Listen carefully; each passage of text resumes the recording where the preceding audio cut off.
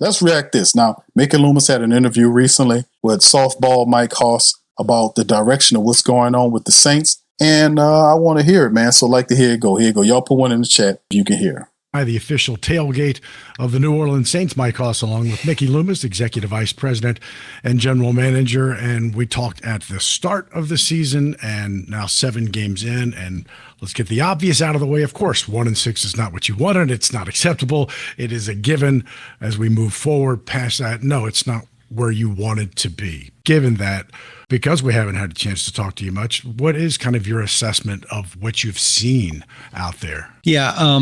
Well, first of all, it's hard to get by the record, right? Particularly if you're a fan of the team and you have a lot of passion about your club, then being 1-6 isn't very much fun. It's not very much fun for us either.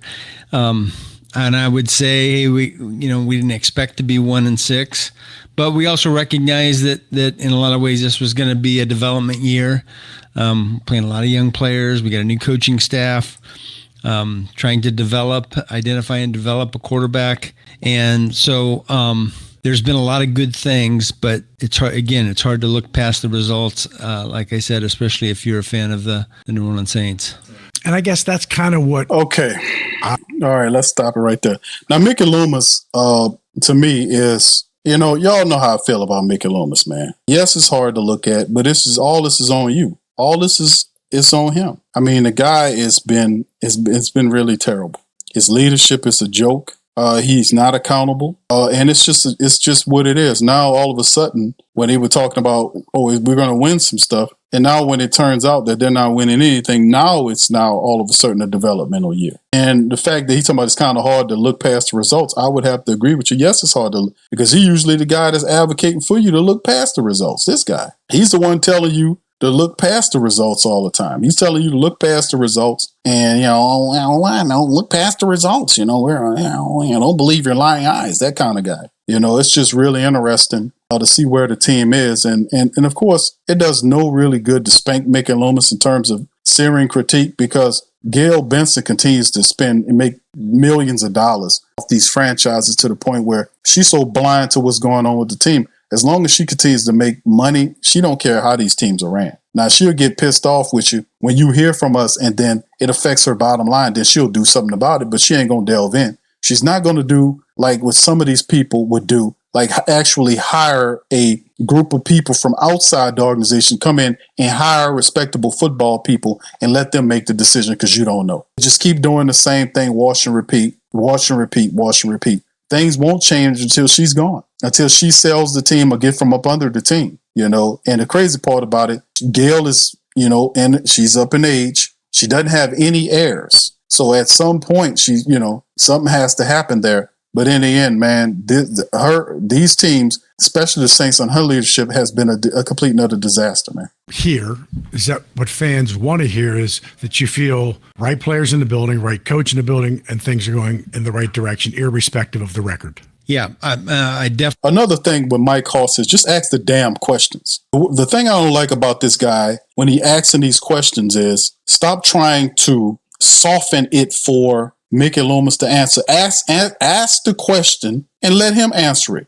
You don't have to soften it up and and that's the thing I despise about him asking these questions, because we know you work for the team, but do you have to be a complete Saint shield? Do you have to kiss Mickey Loomis's ass to ask questions? Just ask the question and let him answer it. You don't have to lead him with we know this and we know. Shut up. We don't need your commentary. Just ask the question. You're not going to ask the tough question anyway. Just ask the question, man. I definitely think the right coach is in the building. Absolutely. I love the staff. I love the things that they do behind the scenes. I love the deep thinking, the intelligence of the group. I love the way that they're approaching each week. Look, we're trying to get better incrementally and not take steps back. I like the development of a lot of young players. And sometimes, just because someone's been here for a couple of years doesn't mean they're not a young player. They're still developing.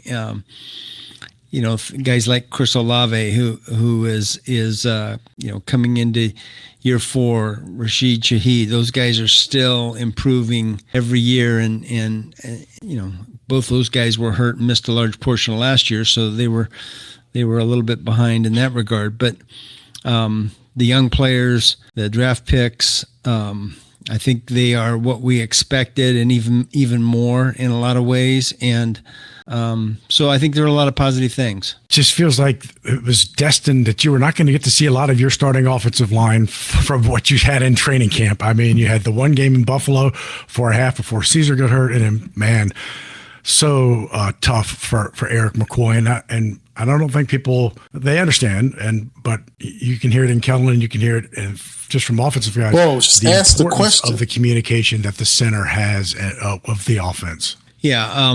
Yeah, you're right. Over the years, typically you can count. That wasn't on, even a question. Your offensive line remaining pretty intact throughout a season. They become the basis for your entire offense, and in a lot of ways. And I don't know that I've experienced this many injuries in the offensive line as we have the last 2 years.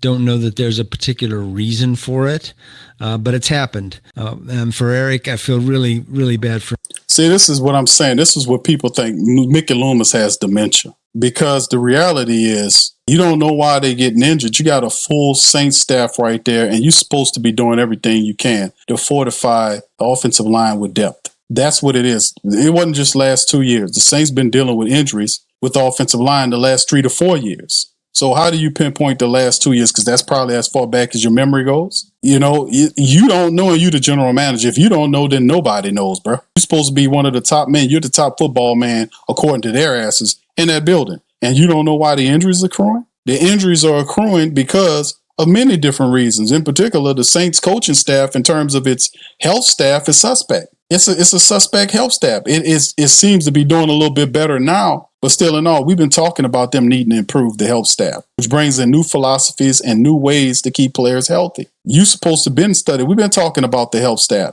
The Pelicans were dealing with the same stuff. It's not an isolated situation. The health staff has been a problem over the last 4 years or more. We've been dealing with issues collectively. Hell, Eric McCoy done missed 24 games in the last 4 years. He's breaking down. How do you don't know this? That these players, a lot of these players, man, play a lot of games in the NFL. It's a physical sport. Let's keep it honest and let's be real. McCoy's play this season wasn't all that good. He was supposed to be healthy. There's on tape. I've showed you guys on film of Eric McCoy this season, where Eric McCoy is getting stood up. He's getting pushed back. He's not getting any movement. He's getting pushed down. And I'm like, what's going on? I remember last year, the same things were happening to him when he was healthy. And I was like, is this guy healthy? But you see it, the progression when injuries start hitting players. You're supposed to see that and start drafting or doing something where you're bringing in veterans to get ready for it, because you can see it all. It just doesn't pop up and it's here.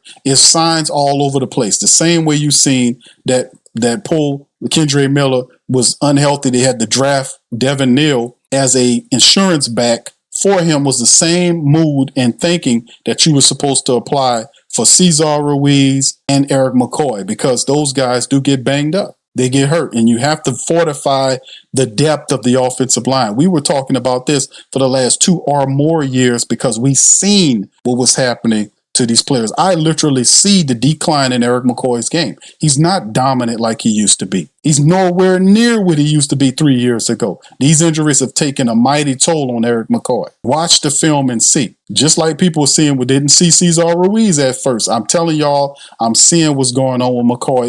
It's a progressive downgrade.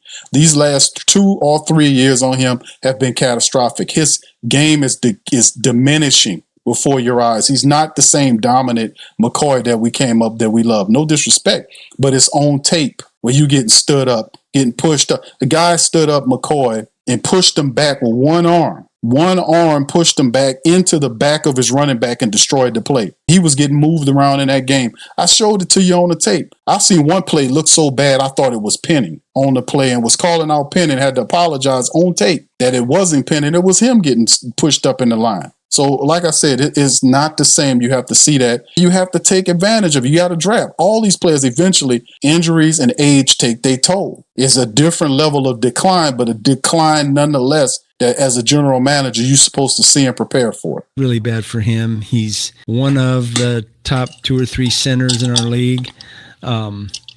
He does everything the right way, and so for him to get hurt, that's difficult. Obviously, difficult on him, difficult on our team. But I know this: he'll bounce back from it. He'll get that repaired, and he'll be as good a player as ever afterwards. Similar situation with Kendre Miller, who was not an injury situational problem in college at TCU, and I did have the knee. We missed the national championship game, but other than that, it was a game here, 2 games there. I mean, he was not an injury situation. He just can't catch a break. Yeah. Look, Kenry was doing a fantastic job. Came into training camp with a little bit different purpose and maturity. I thought he was doing fantastic for us, and we saw on the field a lot of things that we expected when we drafted him, and so it's difficult to see him have a setback like this and an injury, but again, he'll bounce back from it and be stronger than ever when he comes back. For Spencer Rattler, it's tough to, now that we're where it is 7 games in, it's almost on a week-to-week basis. You have seen kind of progress. This game was probably, the Chicago game was, from a turnover standpoint, he'd been so efficient with the football. How do you, when you're looking or grading Spencer, you have to take it all into account, but how do you look at him? Yeah, I think particularly with quarterbacks, is every experience is a learning experience, and I think they just have to go through it. And there's growing pains, and you're hoping that you can be good enough in the run game, you can be good enough defensively and in the special teams to win a lot of games, to win games while you're developing the quarterback and you're waiting on his development. And so that hasn't really happened. That's, the reason for the record. I think Spencer's made a lot of progress. He's done a lot of really good things. And the hardest thing to do in sports is be patient, while your guys are developing, but that's what we have to do. We don't have a choice. Well, we don't have a choice because of the drafting, what happened in the flittering away. See, this is the thing. The Saints don't have the right to ask the family members to be patient because of what they did. They wasted the last 4 years of this team, just wasted away. Just wasted it the hell away. And for them to ask you to be even more patient is really interesting to me. For that they would keep asking, y'all got to be a little bit more patient, all this kind of stuff. But the thing is, nobody's going to be patient for bad football. It's just not going to work. Nobody wants to watch or wait for bad football to happen. To sit up and watch guys not know how to block, not to do this type of thing. We don't want to see that. We really don't want to see that. So it's going to be interesting, man. That's all I got to say about what we see here with this team, man. I just find it so very fascinating with Mickey Loomis' answers, right? His answers about some of this stuff about being patient with these guys. And ultimately, I just want Mickey Loomis to pay for the decisions, these bad, horrible decisions. And then the guy just pivots away like a little skunk. He pivots away from bad decision making. He a little rat when you try to catch him. The trap snaps and Mickey Mouse furthers away with the cheese in his mouth. He's consistently allowed to be able to get away from these, to get clear of these type of accountability. I just find it really interesting, man, that a guy can get away with this, man, and not be brung, or not chastised by leadership. I just think it's real funny how all this seems to happen. I just think it's really funny. Mickey Loomis has been screwing up here for years. He's been thumbing his nose at the mighty Who Dat Nation. And I just want him to pay. And it won't happen with this woman running the team because she don't know what she's doing. He knows that she don't know what she's doing. And this sucker got the best job in the NFL. He just sits on his ass. He got a owner that don't know anything. And the moment she sells this team, he gonna retire. because he knows the jig is up. But it's real sad, man. I think what you just said is exactly right. He's done a lot of really good things. This last week was probably a step backwards, but I'm anxious to see how he bounces back from that and how we bounce back from it as a team and rally around him. There's not really a question here. It's just an observation for me because I think it's kind of unusual. Keep it, bro. Spencer, assuming things stay the same, will play his 15th game on Sunday. It'll be the third game against Tampa Bay. So basically 1 every 5 games, he plays Tampa. He's not played Atlanta at all. He's not played Carolina at all. You are the last team to play a division game. You were the last team to play a division game through week 6. It's kind of, it's a little strange. I mean, again, there's not really a question other than that. It's just a little kind of weird. Yeah, that's a little bit unusual. That has nothing to do with nothing, bro. It really, that was not deep. It wasn't nothing, bro. That has nothing to do with anything, bro. I think at this point it doesn't. That's what I'm saying about Hoss interjecting these horse shit commentaries, man. Just ask the questions, bro. You don't get Mickey Loomis enough already. We don't need you up there making stupid ass points that go absolutely nowhere. We don't need that, bro. Who our opponent is, we're trying to develop ourselves and we're trying to get better each week, regardless of who the opponent is.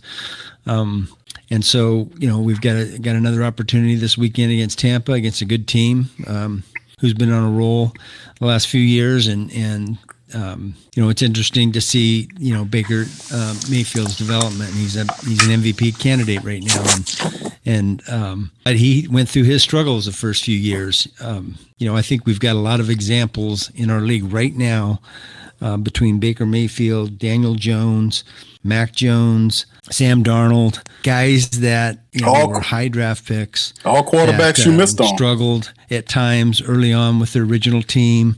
Have turned around and overcome all that and found success as they've developed. And it's a good lesson for all of us in our league that. That's a good lesson for you. So instead of effing around with Derek Carr, you have other guys out there you could have signed that could have helped. Baker Mayfield was a guy out there. They got next to nothing. They got him for less than a quarter of the contract that you gave to Carr. And them two, since he's been over there after Tom Brady left, who's also a guy that Mickey Loomis whiffed out on, waiting for Drew Brees. Tom Brady wanted to come to New Orleans. He even admitted to that. That's why he stayed extra to kick the Saints' teeth in for passing over him. For an outdated Drew that was supposed to be gone 2 or 3 years, you're waiting on a man. Man couldn't even throw with his arm. That's Mickey Loomis did that. He passed up on Baker Mayfield, giving him a shot for next to nothing. This is what this guy does. And then sit up here and later on give compliment to those guys. But I thought the guy just is uncanny, man. Most of the time it takes patience and development for these quarterbacks, and they're not instantly successful like Pat Mahomes was and like Jaden Daniels was a year ago. And it's part of the deal in the NFL. Need to take a quick. It depends on where you're putting them at and how you're using them.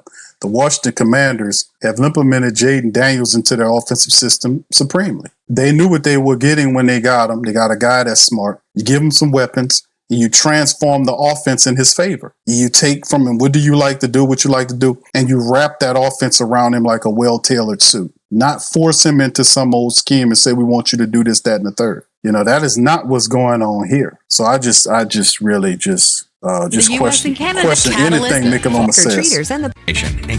That's Kellen Moore. Was he basically like he is now when you interviewed him? I don't know that I've seen a rookie coach come in and be so even-keeled, no highs, no lows, work harder, get better, work harder, get better. Was he kind of like that through the interview process? Yeah, I think he was.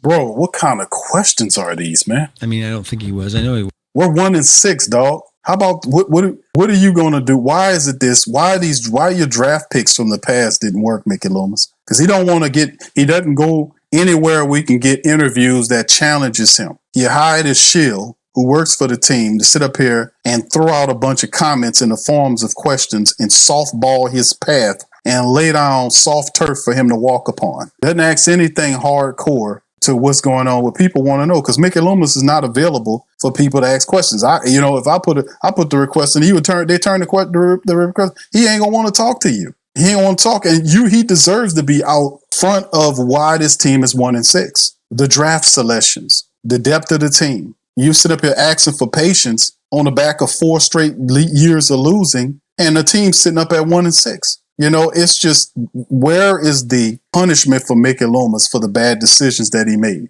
Does he get to walk on a bed of lettuce forever and not be challenged or chastised for the stupid stuff that he did? I mean, does he? He's very reflective, very thoughtful in the interview process. I felt like he had pretty good control of his emotions. You get in those interview situations and look, you want the job, you're nervous, and yet I didn't see any of that. It was very much the demeanor that he displays now. And even look, he gets the job, and a month later, the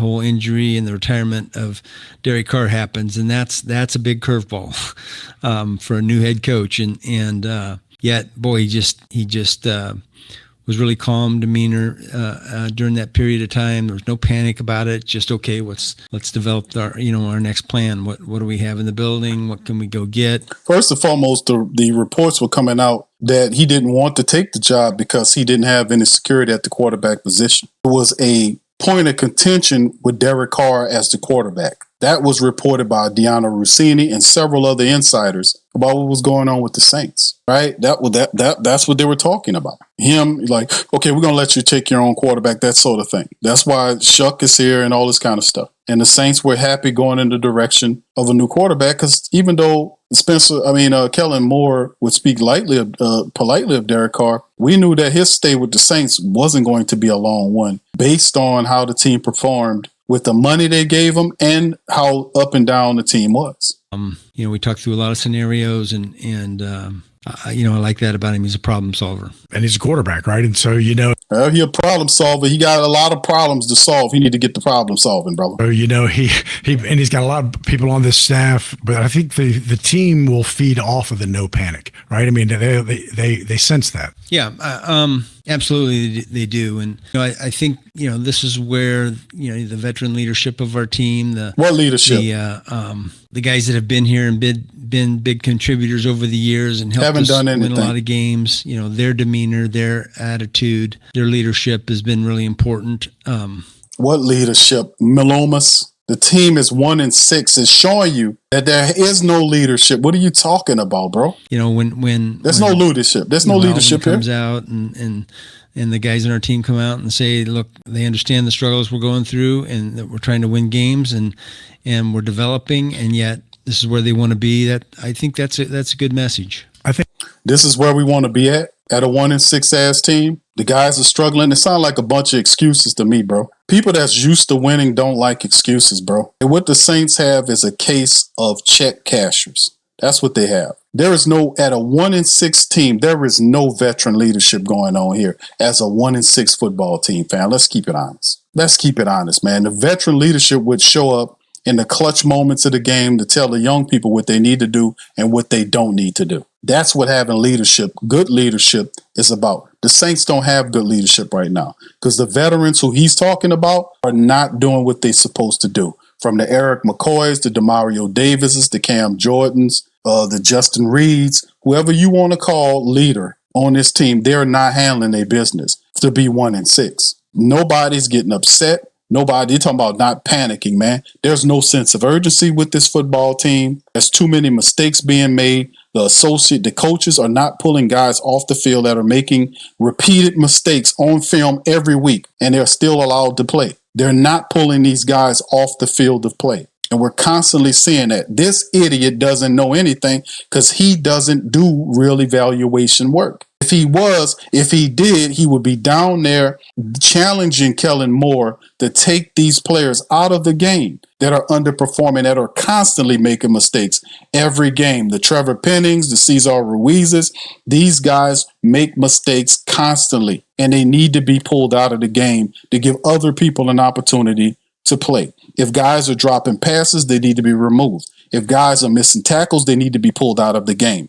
That is a bad message on a 1-6 team. That if you're allowing guys that's dropping passes, fumbling, stumbling and bumbling, and all this other stuff to keep their jobs, that is a bad message to a 1-6 football team. You need a shock of reality. Sitting up here thinking that we about to go on a 5-game losing streak ain't it. Oh, you heard what he said. We're good where we are at 1-6. Man, that's not the type of temperament that you have to turn this sort of thing around. You have to be fired up and pissed off and not sit up here with this placation talk, bro. That's not going to cut it. It was probably a testament to my next question in that we spend a lot of time talking about the offense. And yet it's really defensively with Brandon Staley, who is really kind of changing schematics and moving, different things around, different pieces around into a scheme and the people that he wants for his defense. And so, it's a growing process there, but we spend always a lot more time talking about the offense than the defense, but there's a lot of growing challenges there as well. Yeah, there is. And when you change schemes and you change the way you're doing things defensively, every position doesn't have a perfect fit in terms of players. We've got to develop that. We've got to understand that as a personnel department, what our coaches are looking for, and then go and get that for them. And that's not something that happens in 1 year's time. So you mean to tell me, with Demario Davis and Pete Werner and all the people that Mickey Loomis gave contracts to, don't have enough from a defensive standpoint to operate Staley's defense effectively now? Cam Jordan, Granderson gave $51 million to Chase Young, paid Pete Werner, paid Justin Reed, paid these guys, played Isaac Yiadom, put these guys in there. Now he's saying that that's not going to, we're not going to do it in a year. Now, remember the rhetoric was that they have enough to win right now. That's what Loomis was saying at the start of the year. See the pivot, to save his ass and then scurry away and run away from responsibility? Just say one thing and then at the end of the year say, you know what, I'm going to do this. I'm going to come back and say a completely different thing. No accountability whatsoever for what's going on with this football team. They say, well, we just simply don't have the players. You have the players. That's the wrong message. But he's scurrying away and mousing off somewhere in a hole in the wall where he belongs, or a hole in the ground where he belongs, because he's not going to take responsibility for the people he hired. And not only that, but the fact that he needs to go to them and tell them certain things. But he's not going to do that because he doesn't know that to do. And he's going, like I told you, when Mickey Loomis hires you, he will lie and cover up for you because he's lazy. And if he needs firing, you mean you have to go back and hire somebody else. He don't want to do that. The Saints team right now have the talent to win. They really do. If you look at the film, this is bad play calling, bad decision making, poorish angles, and we need a shitload of accountability on these players. The captains, the veterans, I've said this over and over again, family, the veterans have failed the Saints football team. It's not all these young guys. It ain't all the Spencer. Spencer's still learning. We know Spencer needs to stop staring people down and go through his progressions better. That's how the ball get picked off. We understand that he needs to kind of push the ball up the field and get a grander look up the field when he needs to. We understand that the big point of the major thing is the fact that the offensive line does not move anybody out of the way. They just stand people up. They do not resituate the line of scrimmage. They do not push people or blow people off the line collectively. The overall IQ of the team with misplays, bad angles, the fact that guys don't know who they're blocking, guys won't block guys when you see them coming, this sort of thing. And accountability has to be made. When you make a bad play to hurt the team,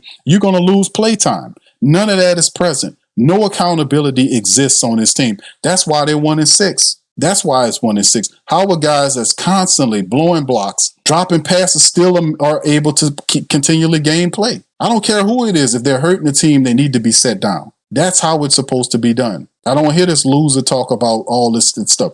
Pressure needs to be put on. They're not going to panic. You need to panic. You're 1-6. There's no sense of urgency for this team. They moonwalking their ass into a 3-win season. And then all you going to see this dude do, this dog going to disappear for another 6 weeks and then come back to the mic with another softball interview from this guy who ain't even asking questions. He giving hypothesis and then on the back end hands the mic over to him. It's just this is a joke, man. That's going to take a little bit of time. But that being said, I think there's some really exciting things on defense that are happening. Like what? The young players that are developing and making plays. The guys up front in the middle of our defense that are adapting and doing some really good things. So, Shepard? I'm pretty optimistic that the defense is going to be a strength of our team in the future. The youth is there, but Sanker, gets kind of shoved in there. Probably, I think he had one defensive snap in week 1, and then he's been pretty much a starter since week 2. He must be, and then the pick in week 4, fumble recovery week 5. Yeah. Yeah, it's unfortunate that Julian was hurt in that first game, because I thought he was doing some really good things and providing some really good veteran leadership for us, and some really top flight play. But Jonas has stepped in. He's made some big plays. He's made some young player mistakes at times, but he makes up for it with his athletic ability, his enthusiasm, and I think it's been a big help to have Justin Reed back there next to him, someone that's really smart player, has seen everything that this league has to offer, and can help his development. Our coaches Terry Joseph and Grady Brown and Peter Genta in the back end there. They've got a really young group that they've got to really coach up to the best of their ability, and they've done a great job with those young guys, and that's not an easy task. Galante and Kool-Aid become the elder statesmen in the quarterback room pretty quickly. Quincy Riley, same thing. I mean, you're going to take your lumps, right? That's kind of unfortunately how you learn in this league, and it's how you respond. Yeah, that's exactly. This dude sit up here agree with him. Let's ask the fucking question. I'm sorry, man. It's just the offense, the young players, man. Like I said, credit to the young people. All of the young players, the Jonas Sankers, the Quincy Rileys, even Kool-Aid to a degree. We mess with Kool-Aid. We talk about Kool-Aid McKinstry insofar as, how he been getting beaten and knocked over, and a couple of games he'll show up and all this kind of stuff. That's, of course, a part of the pattern. But shout out to the young people, because the young guys, they are doing a stellar service despite the fact that these veterans have failed them. These veterans not doing what they're supposed to do. So the young guys have been a bright spot, because the veterans have not been anything. There's been nothing. These guys are just collecting checks. This have to stop. These guys have to know that they're professionals. Juwan Johnson got to catch the football. Olavi had a good game. He needs to do more of that. We need to get Rashid Shaheed open, and that needs to be the focal point. We need to fix these things that happen. These things keep happening every week over and over again. We have to stop this, man. And just talking about the development of young players, so we're talking about veteran people taking bad angles. Veteran guys not doing what they're supposed to do, not being a good example. That's what we're talking about. This is not going to be talked about for real. Because, every corner in our league, every safety in our league is going to get beat, and they have to pick themselves up and go on to the next play and get over the last one. And, that sometimes takes a little bit of time, and again, I think our guys back there are doing a really excellent job. Yeah, and this is kind of, it used to be when whoever that number 1 pick, if it wasn't an offensive lineman, it would be a daily focus. I mean, we hardly talk about Kelvin Banks and Fuaga, right? I mean, they've just kind of moved in like they have been there for 10 years. I mean, which is a testament to great picks. You must be just thrilled with how those two guys are evolving. Well, yeah, we're definitely excited about the players. Part of that is just the O-line play didn't have a lot of stats that are evident each week. Look, we've watched them develop. We've watched Tally go from left tackle to right tackle over the course. He went from a college right tackle to an NFL left tackle, back to right tackle, and didn't really miss a beat. Excited about him. We were excited about him last year, just as excited about him this year. And Kelvin's come in and done a great job. Part of our evaluation was that he was an absolute great teammate at Texas, and he's been every bit of that here as well. And so we feel really good about about those two guys, as well as the rest of our offensive line. As long as we can, keep them on the field and keep them healthy, it'll be a strength of our team. First and foremost, to be honest with you, Kelvin Banks and Tali Fuaga have been. It's still learning. They're still learning players, right? We know that. So that's not an issue at all. Those guys they're making their mistakes. I've seen them get beat. I've seen them get pushed around a little bit, but that's a part of them learning, right? We've seen Tolly hurt. We've seen Kelvin still learning. They have the excuse of youth. They have been doing, those guys go all the way out. The issue I'm kind of perturbed with is the interior offensive line, which has not been the strength. These guys been in the league for at least 4 years. Cesar's been in there for 5 years, I want to say. Penning is in his 4th year, and McCoy has been there for 7 years, for 6 years, whatever it is. And it's not working, man. They're not moving the pile. They're not pushing, they're not moving the pile, and it is not a strength of the team right now. It is not a strength. It is a major weakness that every damn game almost Spencer Rattler's flushed out of the pocket, and they got to do QB rollouts because people getting pressured to inside to the pocket to flush them out. So they got to roll them out, give them an opportunity to make plays up the field. So, I mean, he talking about in the future. Penning is not going to be here next year unless this idiot signs him back. Cesar Ruiz is a mistake. He is a problem. He is awful. He's terrible. He's not good at all. Cesar Ruiz is a problem that they refuse to look at. McCoy has missed, 24 games in 4 years. They need to be able to find a reliable replacement for McCoy because he's trending down, just like Ramczyk did. You got to pay. Guys start getting hurt, and then they get hurt again, and the next thing you know, they ain't get hurt and miss a couple games. They get hurt and lose, maybe out for a season, for half a season. That is a telltale sign. You got to pay attention to the warnings when they come to you. And this idiot's so blind, he don't see none of that stuff. But it's a reality of where we are as a Saints organization because this blind bat running it, man. Prospects in our building, and we'll see eventually how that shakes out. But it's just about development right now, and just about development right now. Family, at first we was about competing and winning right away. Now it's about development. The dude refuses to use the rebuild sign, so he says development, which is the same thing. I think that's going well. Trade deadline on November 4th. Michael Parrington's birthday, by the way, is November 2nd. We've had this interview a few times. It's without getting into the nitty gritty. You have 5 picks, if I'm correct, right now as it stands for 26. And if this is a building, I don't like the word rebuilding or whatever, it's a building time for this team.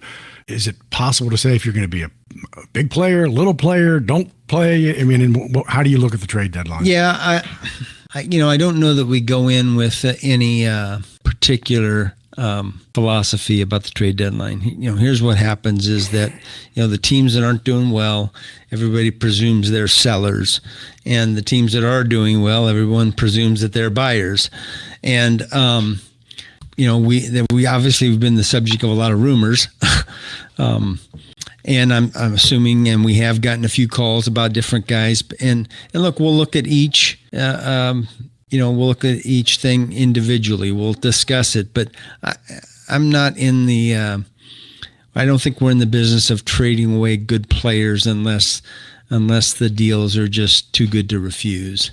I think I'll just leave it at that. Would you like more than 5 picks? Well, everyone would like more than 5 picks. Absolutely. Unfortunately, they don't give them away. You have to give something away to get them, right? We're a long ways away from the draft, and where we pick and how many we have is yet to be determined.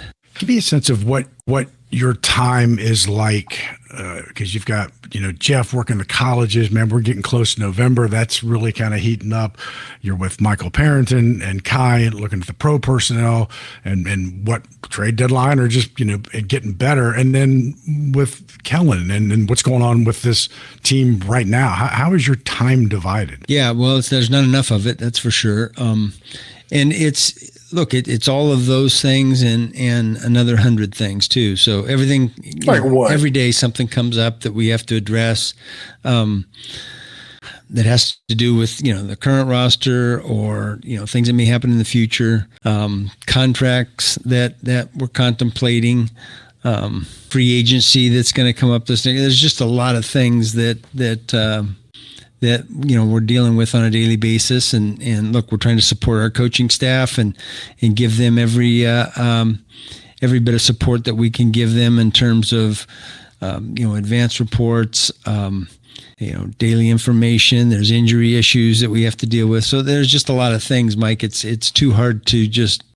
describe a single day because every day's different.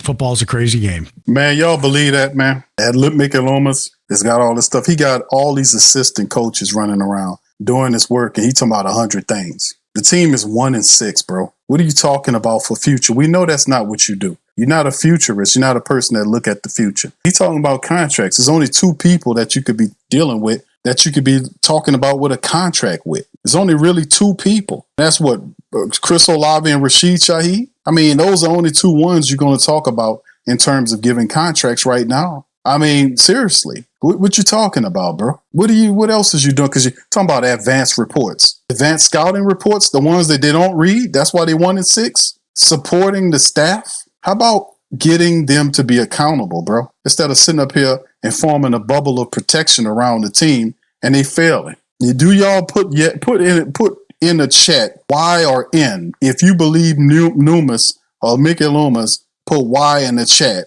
if you don't put N in the chat. If you believe what he's saying, talking about he this busy. That guy ain't doing nothing, man. Your thoughts? Have you seen the highlights? How did you watch Denver the Giants? How did you digest that? A span of 38 seconds. One second, playing so well, and it'll be a good challenge for us and a good opportunity to measure ourselves. So I'm looking forward to it. Good luck to you, as always. Appreciate your time. Thank you. All right, that's Mickey Loomis and softball Mike Hoss, man. Boy, you won't talk about some BS. But this is where we are as a team right now, family, to be honest with you. And I know it's not a good place, man. A lot of people, include myself, are not liking what we're seeing here between these 2 teams. We're not liking what we're seeing with the New Orleans Saints organization. And that's the freaking VP/general manager person who you don't know if he's going to be a player at the deadline. They're looking at sign. We know there are reports that Chris Olave, they're working on an extension with Chris Olave to make him be here for several years.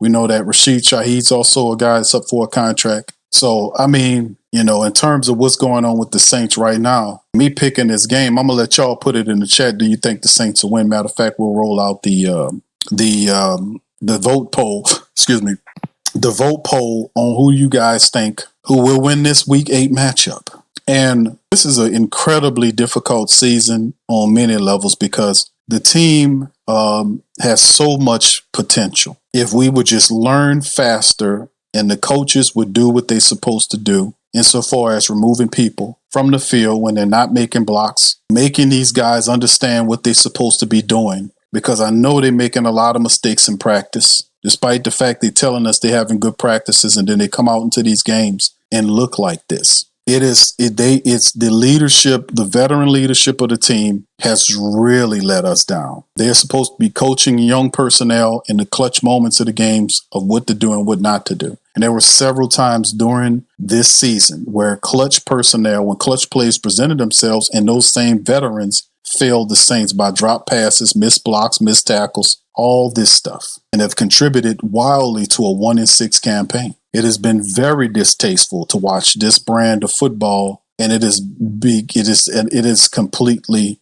a joke and a laughingstock to listen to Mickey Loomis talk about New Orleans Saints and prospects of the future. We'll see, man. All I can say is that in this matchup, despite the injuries that Tampa Bay have, they're banged up, nicked up. We're in the dome, but the Saints have not used the dome in a way where it is bringing them success. They don't start fast enough. And when they're slow and stumbling and bumbling, they don't implement a 2-minute offense to gain rhythm. The personnel is questionable in certain areas, like when you got a stack box, they run into the box as opposed to audibling out to a pass to attack the blitzing defense. It's commonsensical, intelligent play calling offensively or defensively. Switching out and coming out of the 4-2-5 situation when we're not gaining pressure. Mixing up the man and zone coverages so we don't, so we can at least give the quarterback a speed bump or a hiccup that he got to process.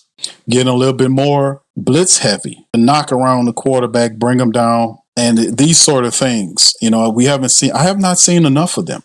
The Saints had 2 really positive offensive series last game, but did they study that enough this week to be able to kind of reproduce the success that we've seen in those two touchdown drives against the Bears? Did they do enough? I don't know.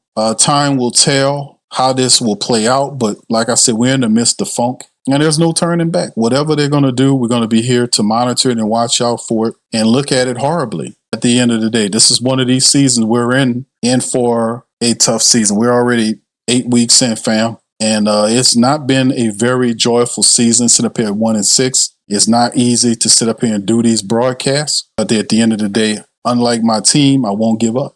So at least as a vet, I can at least be that example to those who are watching, is despite my team at times appear to have given up, I refuse and you refuse to give up, because you are accountable, you are respectable, and you are special. You're awesome. So with that being said, man, listen, I'm going to get out on that. Y'all do me a service. Hit the like button. If you're on Twitter or X, give me a retweet, please. Instagram and all the others, give me a like and a share as well.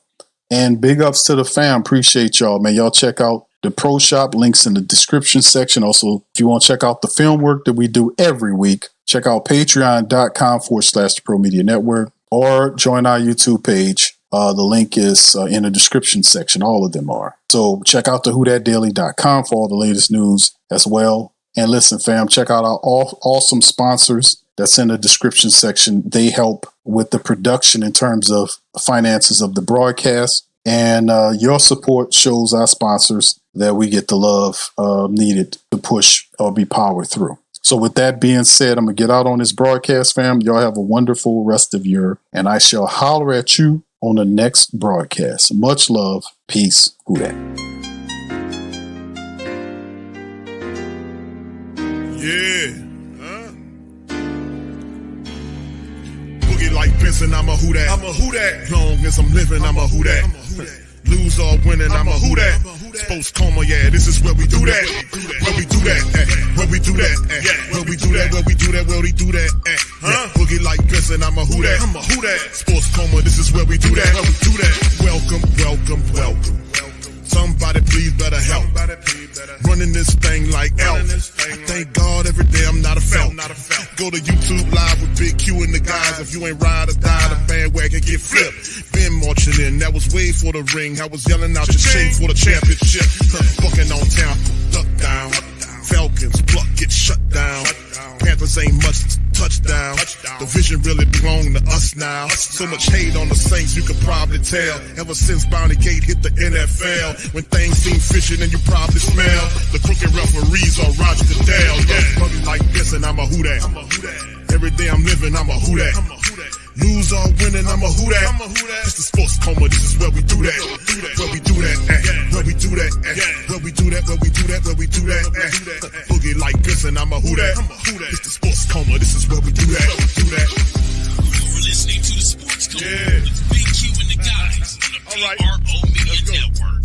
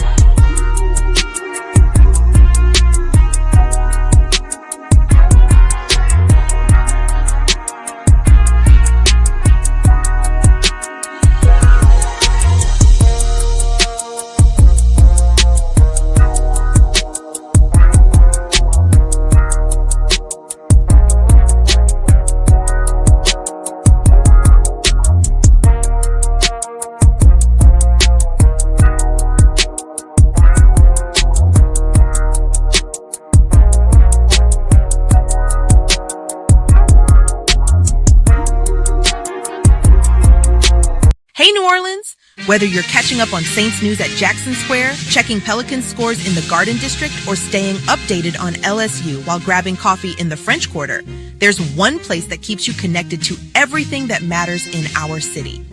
From Bourbon Street to the Superdome, From Preservation Hall to the riverfront, New Orleanians are staying in the know with the whodatdaily.com. Your daily source for Saints, Pelicans, LSU, and all the sports, music, and culture that makes our city special. At work downtown, at a game in the Dome, or just relaxing by the Mississippi, wherever life takes you in the Big Easy, you can stay connected. Because when you're from New Orleans, you don't just live here. You stay in the NO. That's stay in the know. Visit the whodatdaily.com and never miss what matters most to Who Dat Nation. Stay in the NO, you stay in the know. Welcome to the Pro Shop, where we create authentic NOLA-inspired clothing for men, women, and children.